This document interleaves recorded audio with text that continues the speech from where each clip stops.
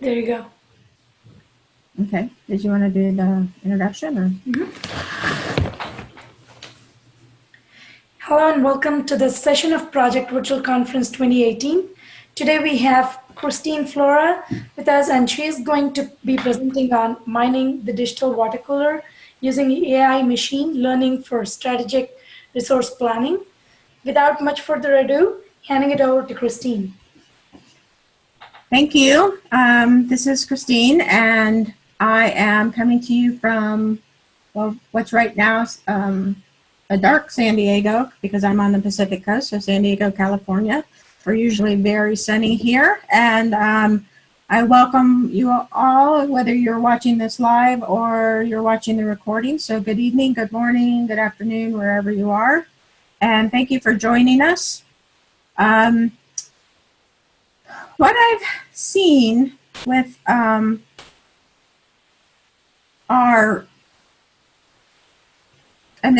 sorry, I had a little bit of a thing with my machine. This is about mining all of those digital conversations that we have throughout the days within our organizations around to see what is going to interfere with our strategic initiatives. First, I'd like to thank our sponsors for the Project Virtual Conference, because without all of you, this wouldn't have happened. So thank you very much. I've been implementing enterprise business solutions for over 30 years now, and I have come to understand that how a company executes their strategic projects and their strategic initiatives is very important. That's really why I got into enterprise project management. I'm creating a book around what I've seen as the underlying integrations between people, culture, and technology, and how that can affect business and organizational growth, as well as the execution. And what we've seen is that leaders and team members and projects teams have been asked over and over to do more with less, right? I don't think that you've seen very many people and been a part of an organization where resources are plentiful and you have everything that you need to execute against all of your strategic plans. That's really about what project portfolio management is about, is doing the right projects to deliver the most benefits and to deliver the ROI for the organization. And what we've seen is that that organizations and companies just really don't have the necessary resources, whether it's money, people, skill set, or even technology, to do what they need to do as an organization.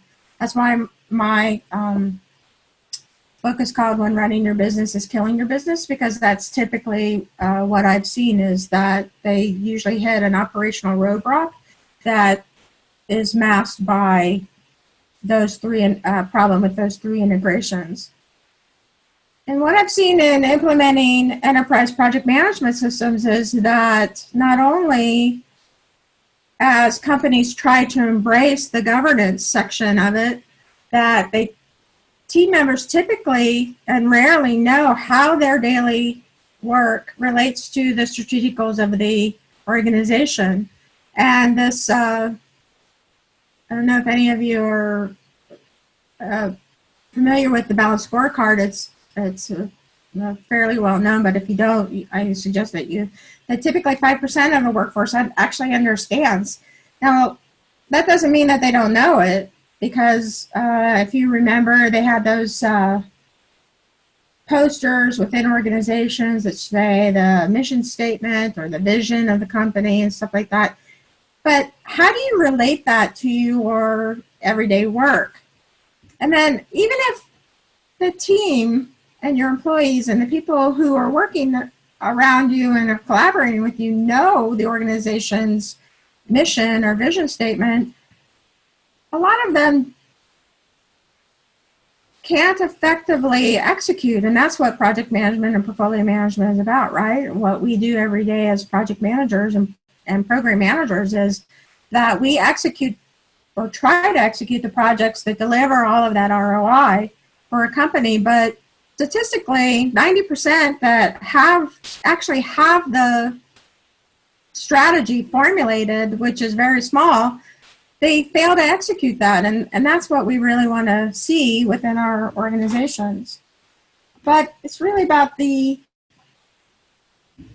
resources and how that works. And what PPM and project portfolio management is about is that putting in this governance so that we know all the projects that are being executed and that there's a rigor around that, and that we to sort of somehow ensure that we have successful projects by ensuring that they have the right resources and the right strategic alignment, and they're going to deliver what they say, whether it's features or benefits or strategic alignment, right?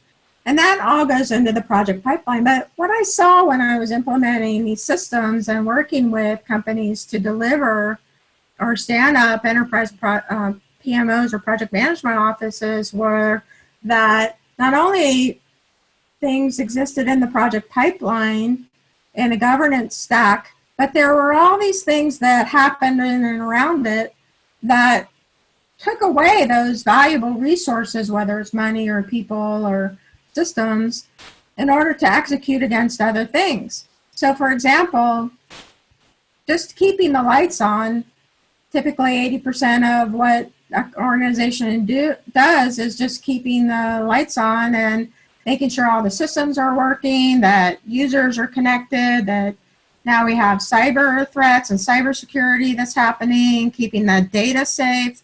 And so there's a lot of effort that goes into that that's not even in the project pipeline.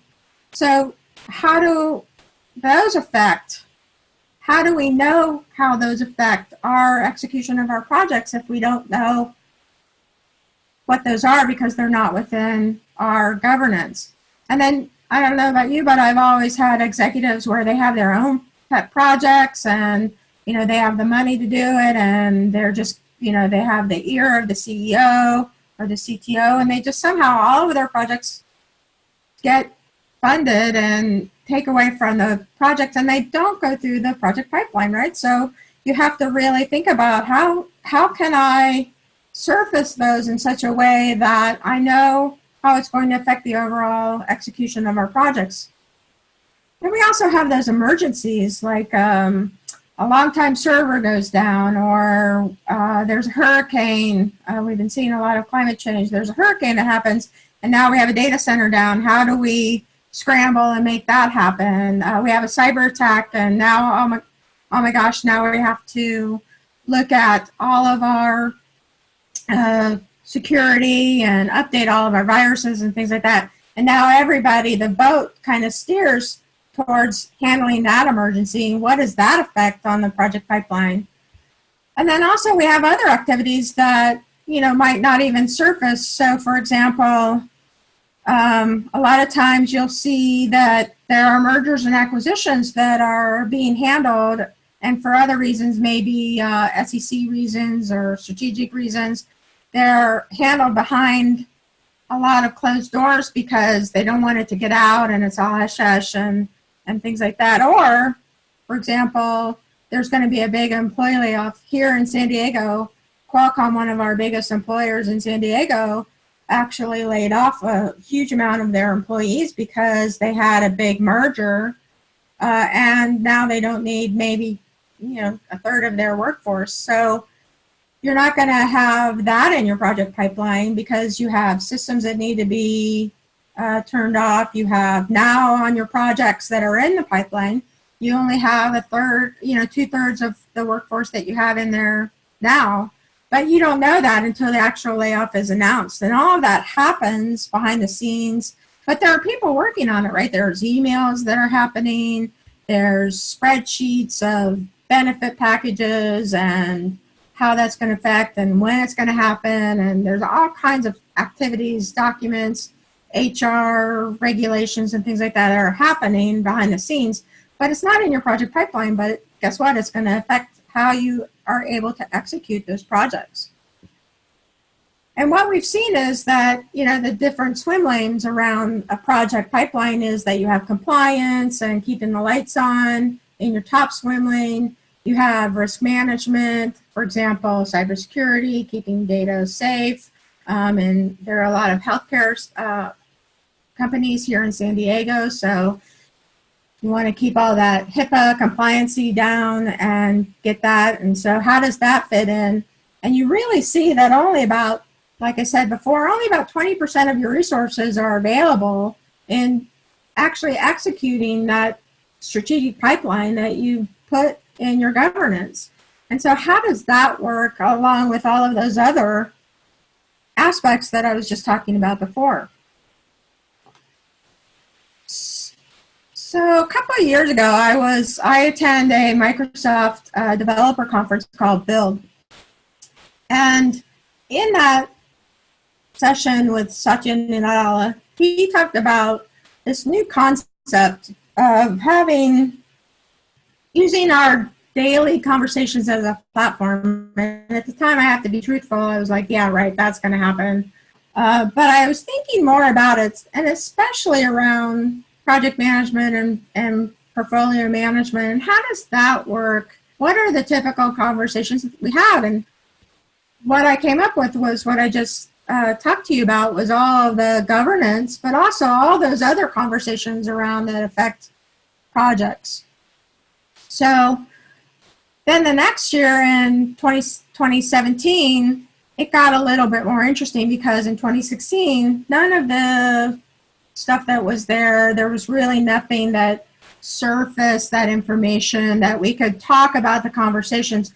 Yeah, we could access, if you had a EPM solution like Project Server, Project Online, you could actually mine into that. And we were starting to get, in 2016, we were starting to get the OData feeds from Project Online and Project Server, so that we could actually mine those pipeline conversations and that data.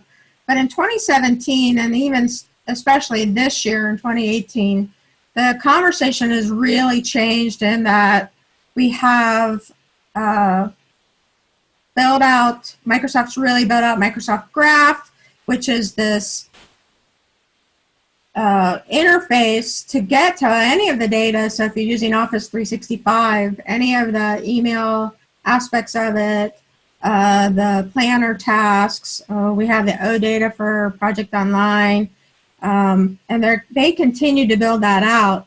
As well as in 2016, cognitive services was just really starting to, and AI machine learning is really starting to kind of hit the consciousness, if you will, and they were really starting their work. But today it's very robust. They have a lot of already built APIs. They've fully embraced a search called Lewis. They just announced Onyx support. And now they've announced that right on your Windows 10 machine, you can do Windows machine learning and have it local on your machine, which is really important. So between 2016, when Satya talked about the conversations as a platform, now we're really seeing the fruits of that, in that they've built out the meeting conversations as a platform with Graph and things like that. So now the landscape looks really different. So let's take a look at that. So our project pipeline could be tracked in Visual Studio Team Services, is called DevOps, Project Online, the new Dynamics project service automation module, Teams. You have third-party applications like Smartsheet, Trello, Asana, right? So you have all of this traditional PPM and EPM tracking that you can tap into. But let's talk about the other conversations and the other things that would impact your ability to execute against that. So email, which is sort of the defuncto project management tool, right? I'm making that as a joke for those of you just joining. Thank you for joining, by the way. So we have conversation, instant messengers like Slack and Skype for Business and Jabber, and even SMS, right? text messages going back and forth. So all of the communications that are happening that are capturing those things that I was talking about, like those mergers and acquisitions, the layoffs for HR and downsizing and things like that. And then, trying to think what else. And then also you have all of our ERP systems, our CRM, e-commerce. So for example, we're creating sales orders, customer orders come in. That's going to affect how we inventory stuff, how do we need people to build the systems and the products that those customers have bought. We have purchase orders that are going out. We have accounts receivable. We have accounts payable. We even have payroll systems. Again, you know, are we downsizing, or if we're doing a big hire? So if we're doing a big hire, we're going to have to turn on a whole bunch of systems and maybe add licenses and that kind of thing. So there's a lot going on to that. So that's another system that's tracking our daily lives within our business, right?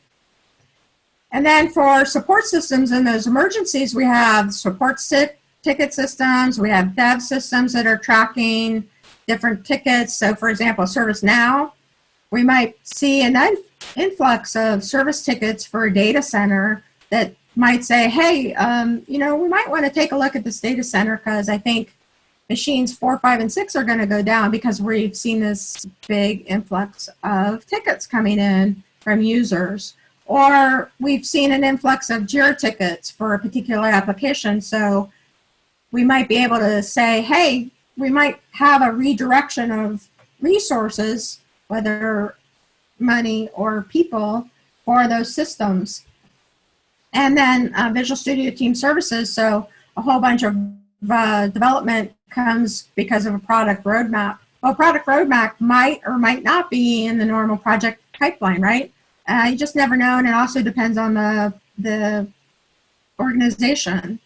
Some organizations put it in the pipeline, some people don't, so you just have to really watch that.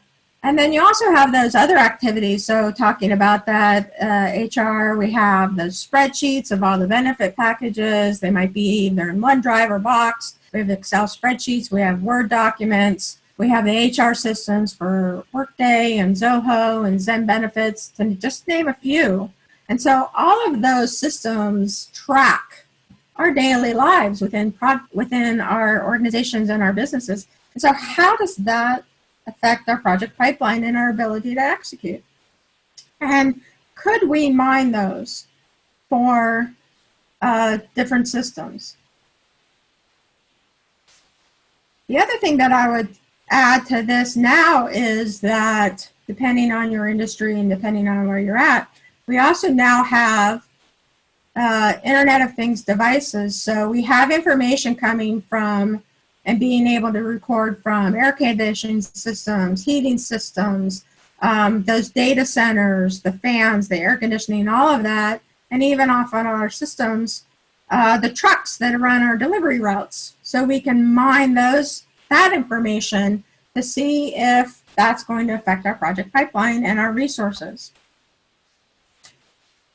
It's a really great thing it just screams artificial intelligence and machine learning, because what it's really good at is that, you know, some problems are really difficult to do program-wise and be stated by all the traditional algorithms that we have. But where AI machine learning really works well is around these particular things. Like, for example, if you were to classify whether a customer had a retention risk or not, how would you say that or program that within a system for predicting whether that customer was going to stay around or not?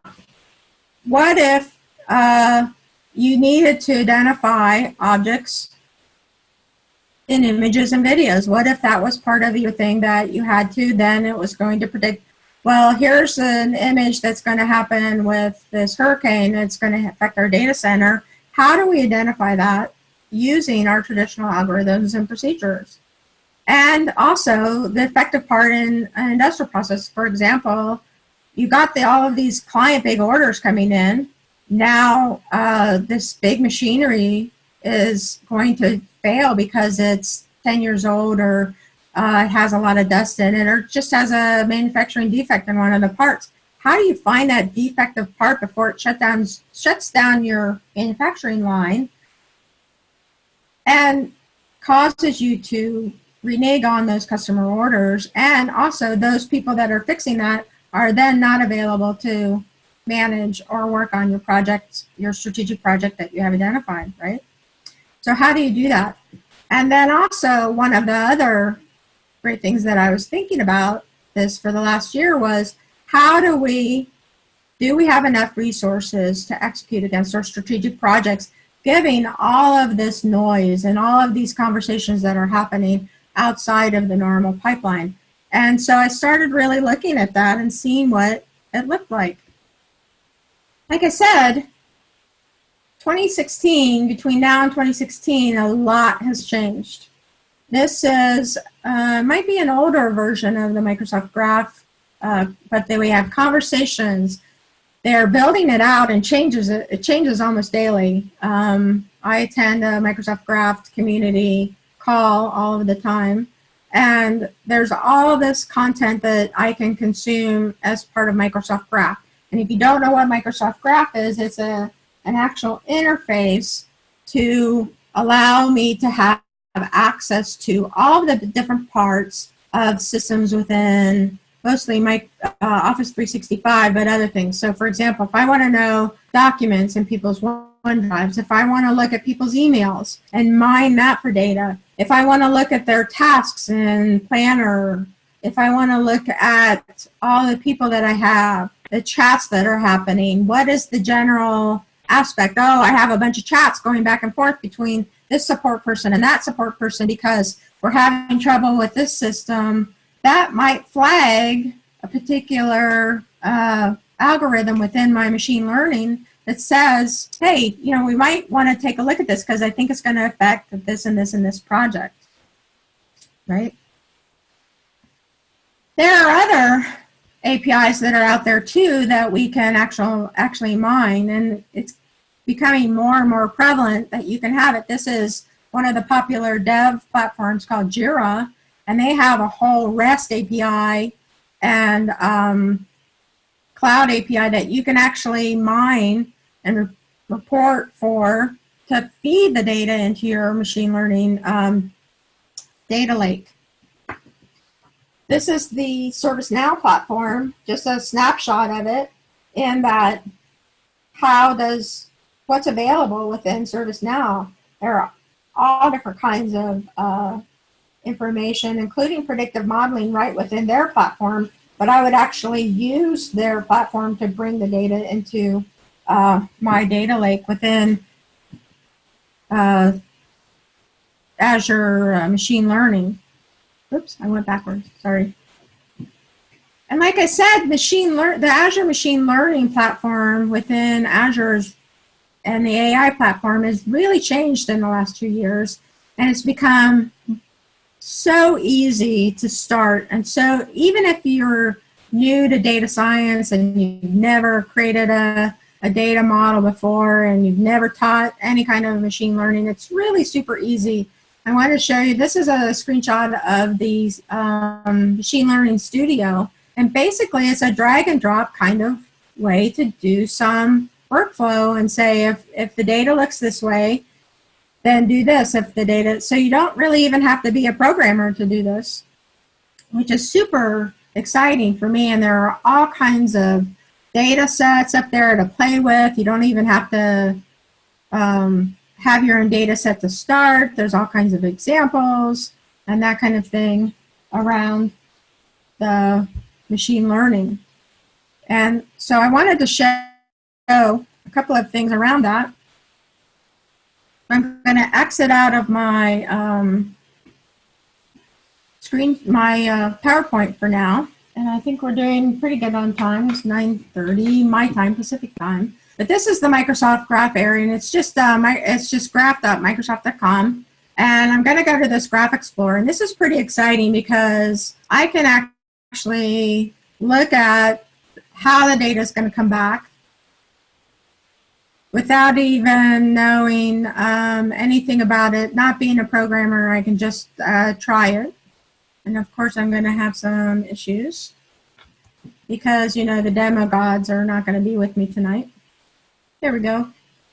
So what's great about this is that you can turn on and have sample queries within the graph, and without even having any project open, you can bring in, I'm going to sign into, I have a demo tenant open, and so I'm hoping that this will click and sign in. Of course, the demo gods, so hang in there with me. Thanks for those who have joined. Thank you for coming. I'm going to sign into this demo tenant really quick. Let me grab my password. Wow, my machine just totally tanked. I apologize for that. I'm not sure if you're seeing any screen slowness on your side.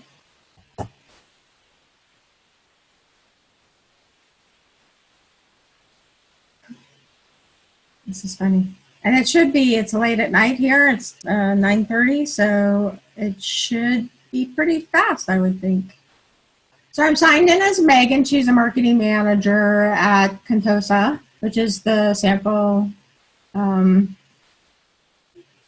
organization within Microsoft demo image. And you can see that just by clicking on a couple of these sample queries, basically what it does is, the way this works is that it feeds in the OData feed get. It's called a get. So you have different things where you can create or post something and update, or you can get the information. And so this one actually does my, for Megan, because I'm in as Megan, this is my important. And I can actually see all of the mail that I have associated as important. And all I need to do then is use this interface, this graph, Microsoft Graph interface, to feed the data into my machine learning data lake, right? I can look at my mail. I can look at other things. For example, I put some planner tasks on here, but I also can, if I do for more samples, what you can see is that I can have OneNote samples. I can have SharePoint sites. I can have OneDrive sessions. I can see all the documents, and given the right permissions, I should be able to add all of that data into a data set that I can then use predictive analysis using Microsoft Azure machine learning in order to predict certain things. For example, if I see my ServiceNow tickets going up for a particular machine or a particular application, I can have it throw a notification saying, hey, I think this server is about to go down. You might want to look at it. And also, as a project portfolio manager, I can say, oh my gosh, I think this is going to go down in 10 days based on my predictive model. This is going to affect project X, Y, and Z because they use those same resources. And then I can do some mitigation on how that can still execute my projects against that, right? So that's Microsoft Graph. So let's take a look at my Azure Learning. I want to show you this as well, in that I'm in the Machine Learning Studio. It's free to start. You can set up, I'm set up a guest, and you can actually sign up for a really minimal amount. And this is where I can actually set up that drag and drop workflow, so that what that allows me to do is it means I don't have to be a developer, I don't have to know code, and I can really focus on what data that I'm going to see, right? Really focus on that data that's coming through. So I can set up a blank project, or I can use any one of these other samples that are in this gallery to play and figure out what exactly is going to make the most for me. So for example, here's one that has an email classification for automated tickets, for support tickets, right? That's what I was talking about. It's not a ServiceNow one, and here's the other one. And then, so you can see how you can really play. I can't tell you how much time I've lost because I've been in here playing with all the data models. But I can also then create my own experiments too. I think you saw that I can have a blank experiment. So I can create one from scratch. And I can look at some data sets, and here also are some more samples. So I can choose the different kinds of samples that I want to try and just drag them and drop them into the studio. I think that's pretty cool. So I hope you do too, and I hope that you're gonna start playing with that. There's also some really great, I did have, that's not there. And it's not there. Of course, I shut it down, so, you know, demo gods, you love that, right? Yep. Let me drag this. So this is a really great, and I have this link coming up, and that it helps you create your first data science experiment, and it literally walks you through how to do your first experiment, getting the data, preparing it, defining the features that you want, and it's really great. For example, I can use the automotive price prediction and really test how this goes. So what I would do, and what I've done for some of my clients, is I've actually put all of those data sources that we were talking about, Project Online, though, you know, a lot of the resource modeling is already there, but what if I wanted to predict how many Java developers I would need, right? Based on JIRA tickets, ServiceNow tickets, all the emails that are coming in, that kind of thing, right? So beyond that, project governance. And I can actually walk through, this is great, I love this, I hope you guys do too, is that I can walk through this first experiment and see how to create this prediction and then use it to predict my own stuff, which is really great. And there are all kinds of actual sessions. There were some really great sessions at Build that happened a couple of weeks ago, first part of May, in Seattle.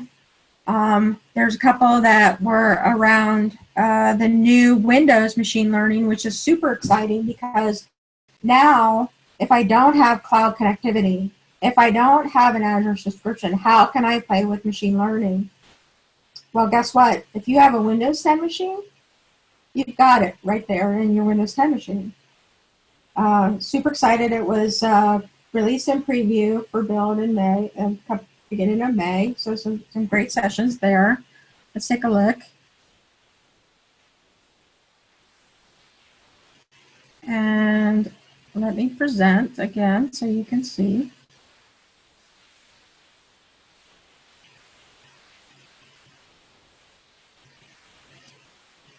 So as I was saying, the Microsoft graph that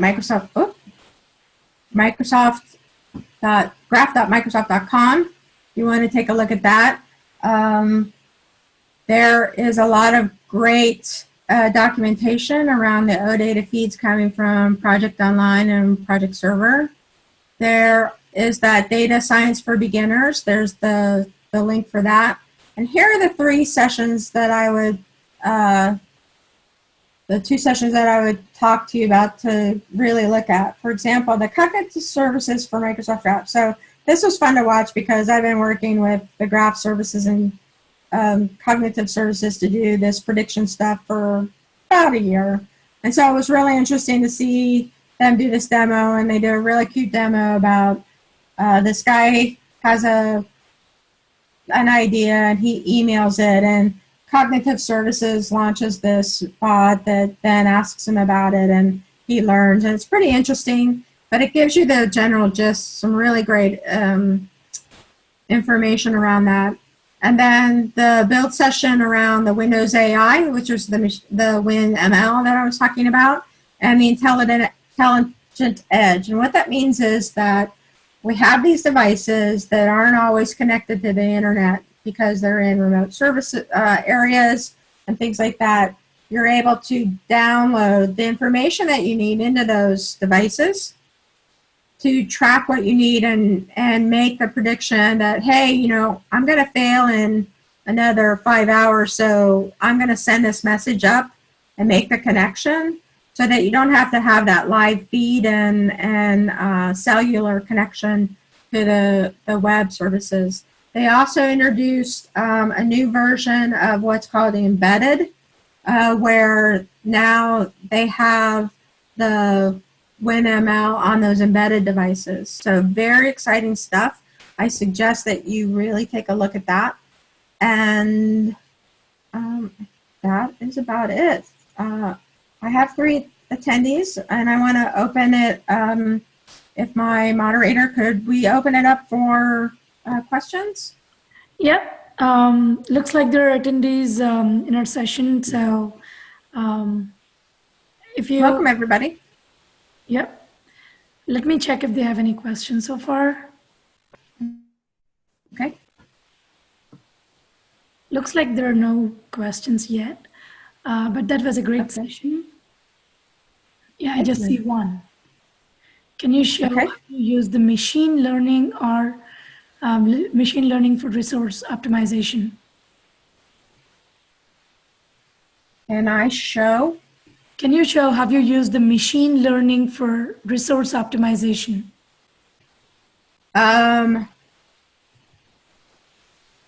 You mean within the Project Online tool? No, I have not. Basically, what I use that for is that I gather that data for optimization, and then also that feeds into all of the other data feeds to predict what kind of resources that I'll need.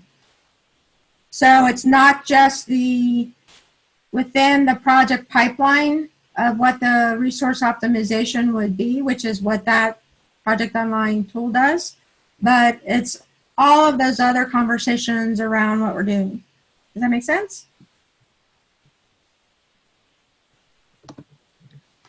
Yep. Hopefully that makes sense. Mm-hmm. And, you know, my email is at the beginning of the slide deck, so if you have any questions, please feel free to give me a call and I'll try to answer them after this session. I know we're a little early. I actually have like 15 minutes left, so that's a first for me. Usually I chat and chat and chat and ramble on, so that was pretty good. I'm sorry that I'm ending really fast, though. No, that was a great session, and I'm sure people would enjoy watching this session later, the recorded session. Great. So thank you so much. Thank you. And let me put up the one deck that I had so that they can see my email address at the beginning, right? Sure. Let me cancel this so you don't have to watch me scroll through right? Oh, there it is. I just pressed it. There we go. Right there at the end. Christine.flora@sonoyan.com. So thank you, everybody. And if you're watching this as a recording, I hope you enjoyed it, and feel free to reach out to me about any questions that you have. I was really expecting more questions, so that's why I allowed at least 15 minutes. So reach out, and that's it. The attendee says looking forward to see AI in our life. Yeah. Well, the couple of client demos that I have where I have the data sets and the learning and the workflows and things like that were too proprietary. I reached out to them and they wouldn't let me, so that's why I only demoed the interface really quick. but maybe I can come up with a bigger demo. The interesting thing about the machine learning and the data lakes is that you have to have, like for email, how do I simulate thousands and thousands of emails to get the predictive stuff that I needed? And the demo environments really weren't. So I was looking into some other sources, like there are some open source areas for data. I have a friend at Microsoft that does a lot of the big data stuff, and he gave me some sources around putting that data into the data model so that it could give me some more machine learning predictive benefits, right? But you can watch my blog at christineflora.com, and I'll be putting it up there. All right, cool. Right. Perfect. Thank you so much, Christine. Thank you. This has been enjoyable. Thank you so much. Thank you.